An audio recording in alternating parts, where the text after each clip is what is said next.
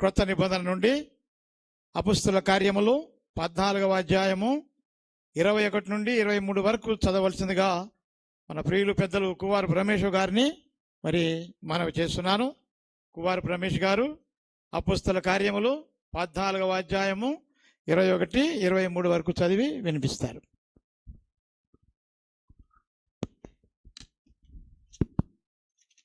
Praise the lord.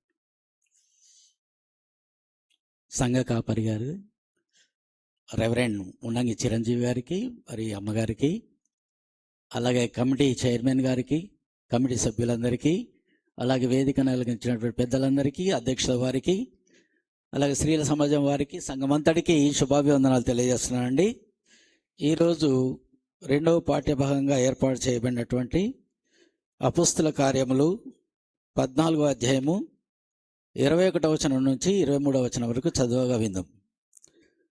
వారు ఆ పట్టణములో సువార్త ప్రకటించి అనేకులను శిష్యులనుగా చేసిన తరువాత లుస్రకును, ఈకొనియకును, అంతియొకయును తిరిగి వచ్చి శిష్యుల మనసులను దృఢపరిచి విశ్వాసమందు నిలకడగా ఉండవలననియు, అనేక శ్రమలను అనుభవించి మనము దేవుని రాజ్యంలో ప్రవేశింపవలననియు వారిని హెచ్చరించిరి.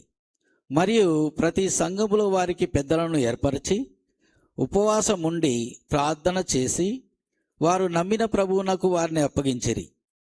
తరువాత దేవుడు ఈ పరిశుద్ధ వాక్యమును మనం వీటిలో దీవించునుగాక. ఆమేన్.